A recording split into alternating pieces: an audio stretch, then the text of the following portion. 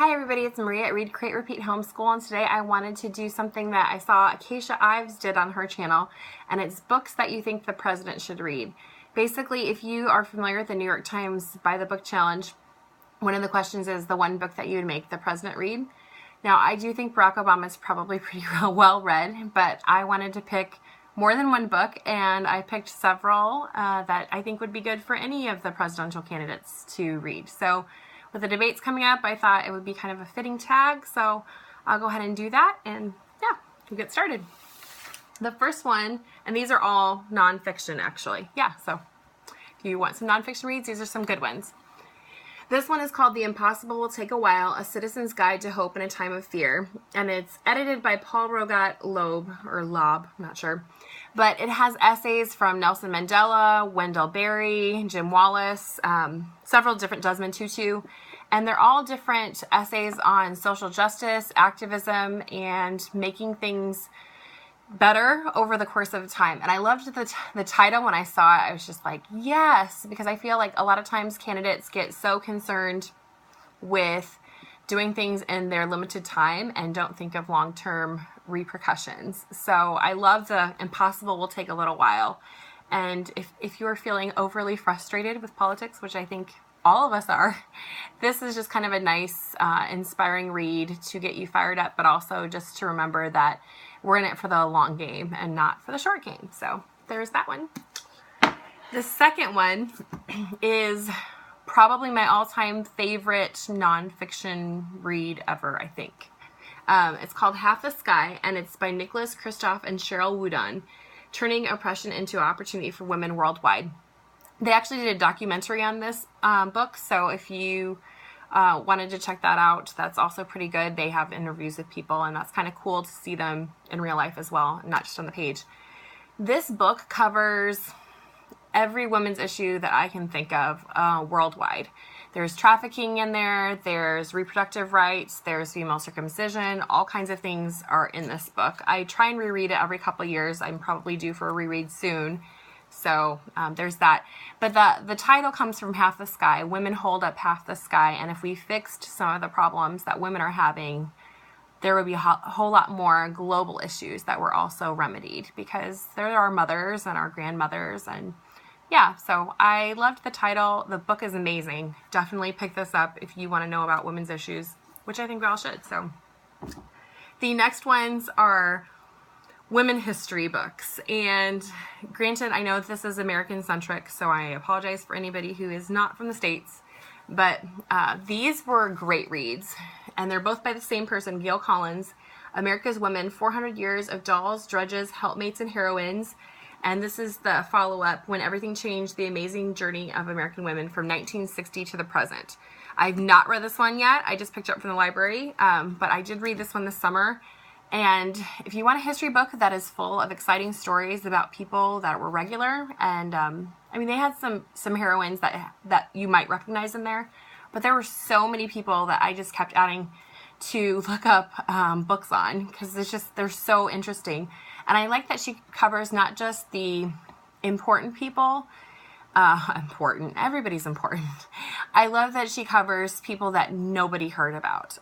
She talks about the women who moved out west and what that was like. She talked about the first settlers from England over here, and she also does cover some Native American groups, as well as some slave groups that had come over. And yeah, it's just a very good book, solid read, interesting. I couldn't put it down, and I'm excited for the follow-up. So yeah. The next one is my second favorite nonfiction book ever, and it's Just Mercy by Bryan Stevenson. I might have recommended this in my 2016 wrap-up, or mid-year wrap-up. This book is inspiring as far as he tells his story and the stories of his clients. He is the founder of the Equal Justice Initiative, and he is an African-American lawyer. So he talks about the racism that he's experienced and also how it's affected the people that he represents. And I think any president should have to read just the injustice behind this. So yeah, Just Mercy. It's a good one. Also, with all the refugee talk, I thought City of Thorns would be a good recommendation. It's the story of 9 lives in the world's largest refugee camp. And I think the more empathy we have for people and the more we realize they have hopes and dreams and their own lives, the more we're not willing to just throw them over the border. So, yes, this one. The next one I read a few years ago, actually, The Global Achievement Gap. Why even our best schools don't teach the new survival skills our children need and what we can do about it. It's by Tony Wagner.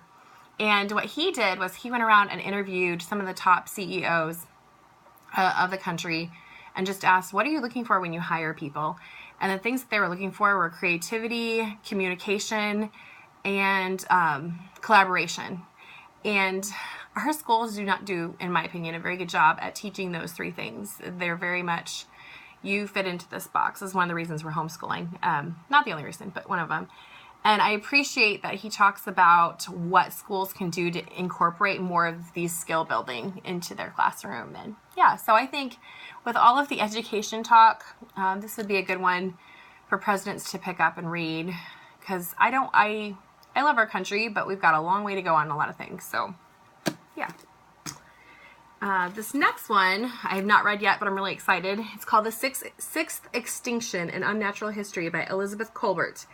And basically the idea behind this is over the time since creation, the world has gone through several extinction periods where obviously we lost the dinosaurs and several other ones. But this sixth one that we're getting ready to go through is caused because of the actions of humans. So it kind of talks about not just our own role, but what repercussions we might have on the environment. And I'm really excited to read some of that. And yeah. From what I've heard, I think they recommended it on one of the Book Riot podcasts, which are all good podcasts. Check them out. But it should be a pretty good read. Shouldn't go too dry. And yeah, I'm excited about it. So hopefully, maybe if I do a science video, I'll talk about this one too. So, and the last one I do not have in front of me, but it's called Nickel and Dimed on Not Getting By in America. And it's by Barbara Ehrenreich. And just from the title, you can kind of tell this woman decided to live on minimum wage and see how she could do it. She didn't have that kind of background growing up, and she wanted to see, if it's possible. And what she discovered is it was not very possible. And I think this book probably came out 15 years ago at least.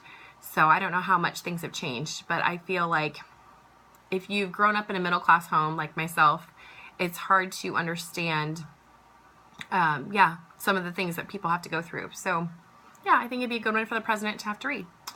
So what books would you have the president read, or the leader of your country if you're not an American? I would love to see that in the comments. Tell me what you think of any of these, or if you want me to go into more in depth on any of them. So I'll talk to you guys later. Bye.